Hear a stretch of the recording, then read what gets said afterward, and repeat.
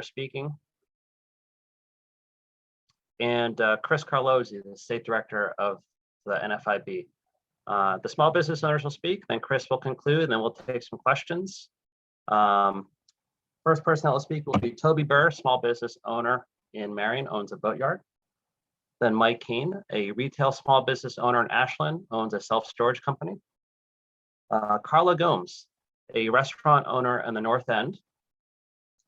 CJ Ganji, who owns a vegetable and fruit facility 1 mile from the New Hampshire border. Ann Sullivan, a woman-owned construction business in Braintree. Jeff Sheehy, a business owner based in Lawrence, Massachusetts. And then, like I said, Chris Carlozzi, the State Director of NFIB. So Toby, if you can unmute yourself and share with the group why you're here with us today. Yes, well, I'm here representing my family company, which is Burr Brothers Boats in Marion. And we are a group of about 44 of us here, mostly mechanics and painters and riggers. We've lived in and worked here in Marion for about 65 years. It's part of the community. And the proposal to raise the income taxes is a slap in the face to small business. First, in that it's an extra tax on profits for a subchapter S corporation, as most small businesses are. And second of all, if my family ever decides to sell this boatyard, having put our life into it, we will be paying an extra 4% that will reduce our retirement income.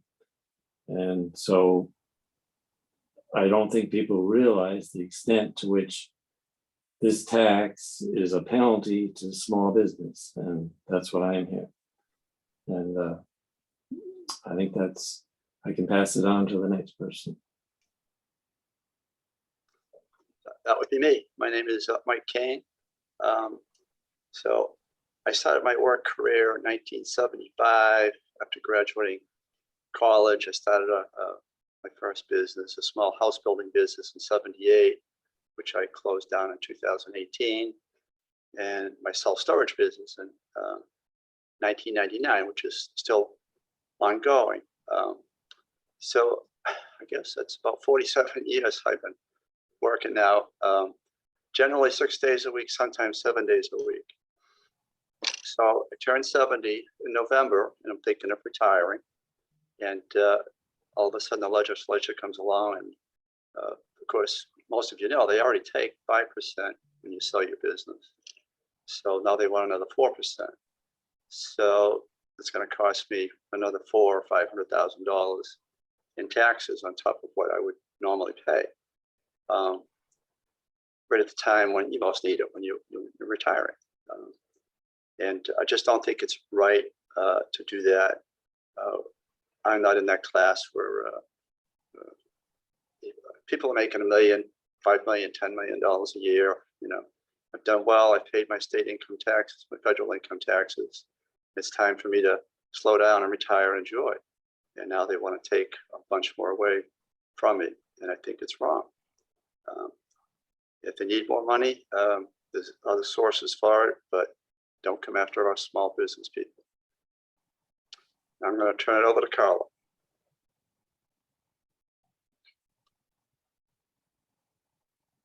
Carla, just make sure you unmute yourself.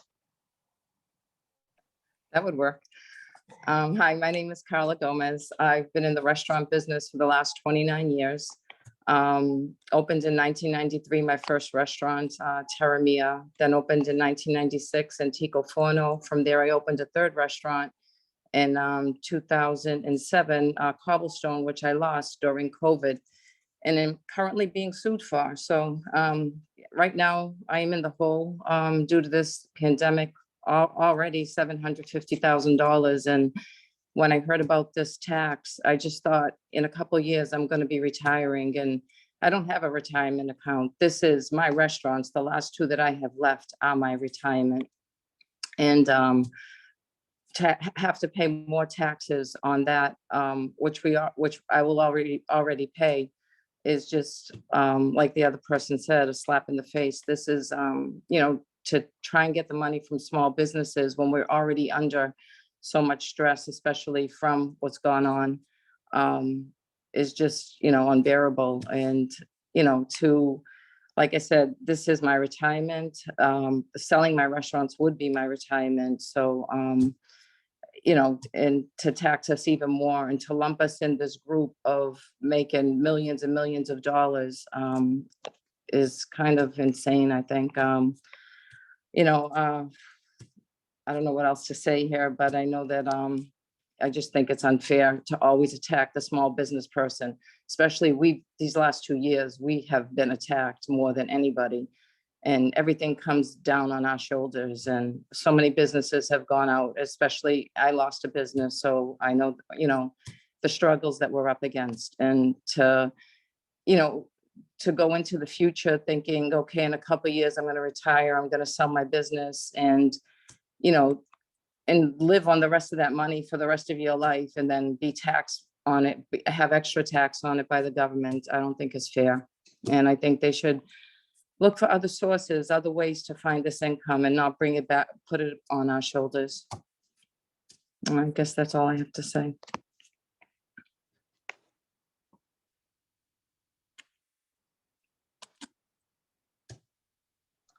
All right, CJ Ganji next. Just make sure you unmute yourself, CJ. Sorry. Thank you, Paul. So, our family's been in business up in the Merrimack Valley for over a century. And, we've employed generations of people up here. This is our community. This is our home. And, in the last few years, it just seems like the state has put so many burdens on us. It makes it so difficult to do business here, especially with New Hampshire being right next door. The cost of gas, the cost of electricity, the cost of insurance. We're a food facility, we run refrigeration 24/7. We have some of the highest costs of electricity here. And this income tax surcharge would just be the icing on the cake, just another slap in the face, another burden that we have to carry as small business people, the people that make the state go. Every penny that they take out of our pockets, that's another job we can't create. That's more investment we can't make back into our business. It just makes it very, very difficult for everybody up in this area. It's many unintended consequences come from this type of stuff. We're just regular, ordinary people. We're not we're super wealthy. We're just people that work hard every day. So thank you. Thank you, CJ. Ann Sullivan. Hi, I'm Ann Sullivan, and I own a construction company, and I've owned it for 36 years. And just like a lot of people already said, this business it's my life. I've, been working 36 years, and just like Mike said, I work 6, sometimes 7 days a week. And I'm looking forward to retirement, especially now, as I just told these guys, I'm getting over about a COVID, and with the last 2 years, it's been very stressful. So we do most of our work in Boston, and we employ a lot of people that live in Roxbury and Dorchester. And this what I call an income tax surcharge is really just an attack on small businesses, and it's really going to affect not only how much money I get in retirement, but when I can retire, because it will take that big of a chunk out of what I can take for my retirement. And the way this tax is portrayed in the media, it's like all these rich people with boats and $1 million houses and are just, having gobs and gobs of money to throw around. But small businesses aren't like that. This is our nest egg. This is what I'm going to retire on. And now I may have to postpone that retirement because of this tax. So for me, it's really, it's affecting my day-to-day, my life, my choices, and also the choices of my employees. What's going to happen? Can we sell? Going down the, can we give somebody a raise? We're already paying our, COVID, what I would call the unemployment tax, but they call it an assessment tax, where we've got so many taxes on small businesses. We can't bear anymore. I think we're bearing the brunt of what's happened during the last 2 years. And for myself and for the other owners here and for my employees, I would say that, we need to look elsewhere, but mostly we need to look at the government and how the government is spending the money they already have. And that's my opinion, but I think there's an awful lot of money that needs to be looked at. And I think we could save money in places we don't need to put an extra burden on small businesses. And so I would move it over to Jeff. Hey, good morning. My name is Jeffrey Sheehy. Whittemore Company, Lawrence, Massachusetts. We're a third generation family business. Whittemore was started in Cambridge, Mass in 1919 as a feed, coal, and grain company. Got into the perlite expansion business in 1949 and currently is the oldest perlite expansion company in the country. We process both perlite and vermiculite, two minerals. As I mentioned, we're third generation. My dad bought the company in 1973. I've worked with him since high school, and after getting out of college, rejoined and have been there ever since. And now my son and daughter, who are in their early 30s, are in the business. We've got 35 employees. Most of them are Lawrence residents. We're a real part of the community. But I'll tell you a little story. Back in the early 90s, when we had 4 employees, the company was much smaller, doing about 500,000 in annual sales then. This year, we're approaching 10 million. My dad and I were thinking, how do we grow the manufacturing plant, and can we do it on the site in the Lawrence Industrial Park, or do we look elsewhere? So one day we went up to Portsmouth, New Hampshire to look at a building. Then we went to lunch, and during lunch, my dad made the comment, and I'll never forget this. He said, geez, that was kind of a nice building. Geez, that would work. And, he said, one thing to consider, he says, my guess is the tax climate in New Hampshire is going to be much more attractive in the future than it is in Massachusetts. And boy, was he right. So I guess my thought is, and the point of my story is, I'm sure someone's sitting with their dad at lunch today, having the same discussion on where they grow their business. And this is a big disincentive to do that.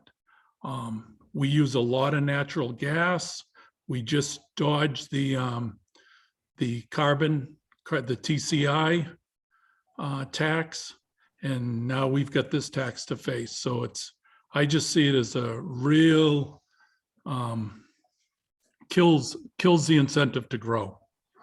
But thank you very much for your time. Thank you. And I guess it's my turn to go. And my name is Chris Carlozzi. I'm the state director for the National Federation of Independent Business in Massachusetts. And we represent small business owners from all across the state, some who are here today. And back in 2018, I was asked by a lot of people why a small business association would sign on to the lawsuit to strike the ballot question that was appearing before voters in 2018 on this same very subject. And I think we get a good understanding as to why from hearing the business owners today. Very different backgrounds, very different regional parts of the state. They're different types of industries, but they're all impacted by this, and they're all impacted in a few different ways.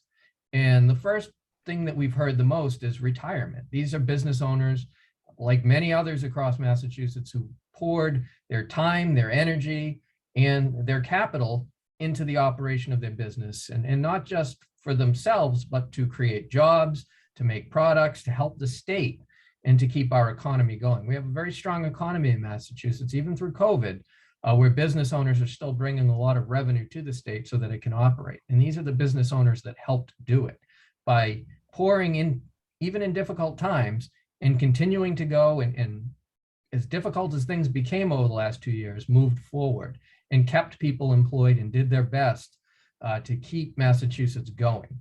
And these are business owners who poured everything into it.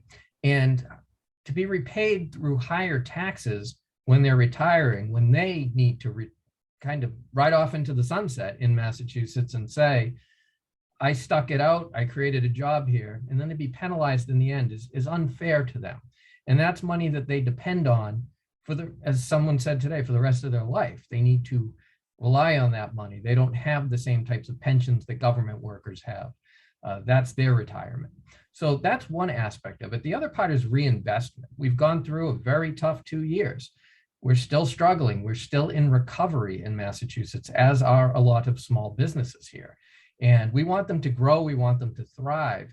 And the best way to do that is to reinvest. And the types of businesses that would be impacted by this income tax surcharge are small businesses or S corporations, businesses that depend on that phantom revenue, as it would be, money that doesn't go into their pockets at the end of the day, but money that's reinvested into the business to buy equipment or grow the facility or hire new workers. That's what that money goes to. And we're going to need that investment moving forward in Massachusetts if we want a successful recovery. So to do that, we can't be taxing business owners, especially at this time. This is going to hit at the worst possible moment going forward. So from a small business standpoint, we need to make sure people remember that this just doesn't impact the super wealthy. This impacts everyday business owners, some of whom are people's bosses and neighbors and family members. Average Massachusetts residents will be very much impacted by what many are saying is just going to be a tax on millionaires. So I appreciate the time today. I appreciate all the business owners and their stories and how this will impact them. It's just very vital for people to understand this impacts more than the super wealthy. So thank you. Any questions? Feel free to unmute yourself. If you're a member from media, just speak clearly too.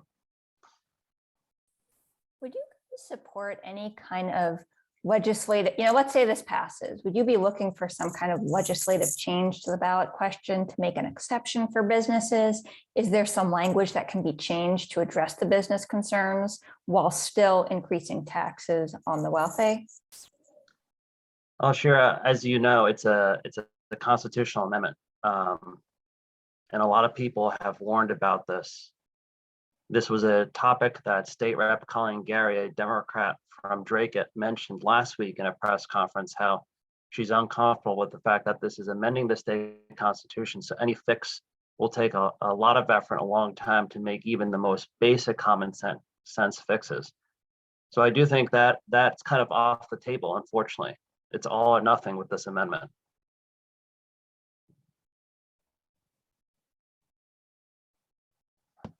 A question that may be best directed for Chris or one of the business owners. I'm curious how you would respond to Rep. Jim O'Day, the House sponsor of the amendment, who said last June that in his estimation, businesses earning over $1 million are not small businesses. I just think that shows a lack of understanding as to how small businesses operate in this state.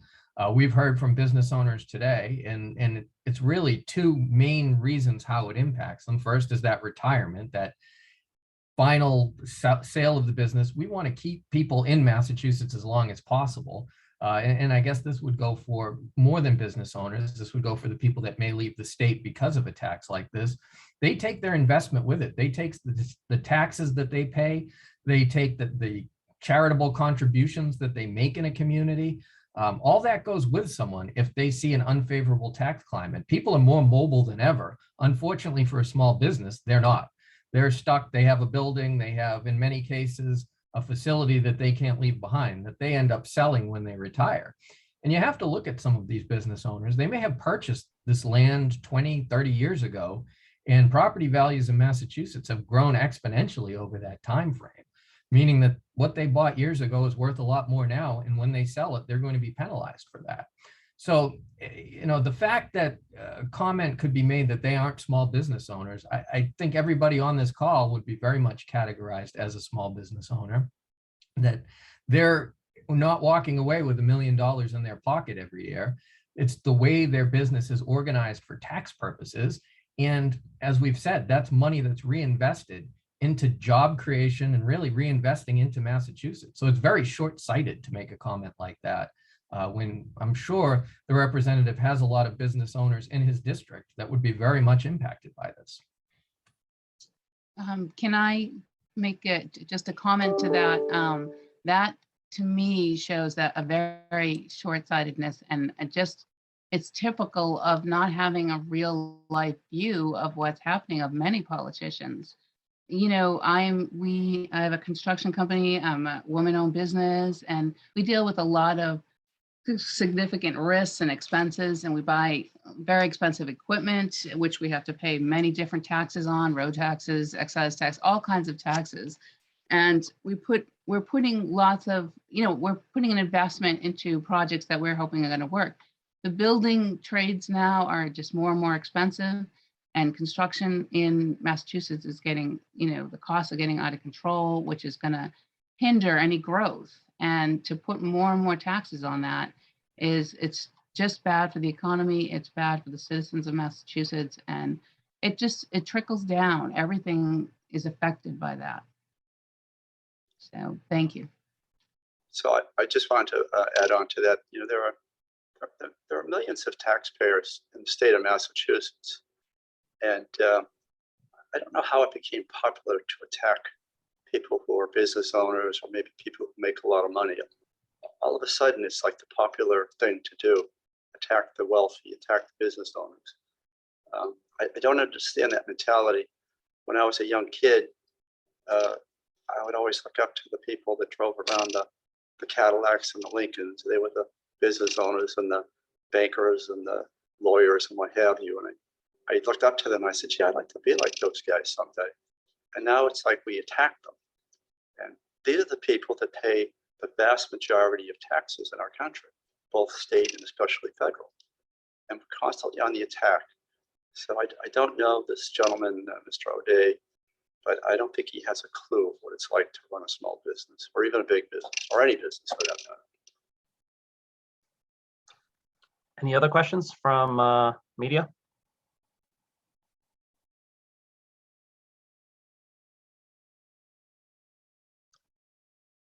All right, well, it's almost been a half an hour. I think you understand most of these are blue collar, middle class, small businesses. And this tax will treat them as if they're the state's most affluent when they need the money the most.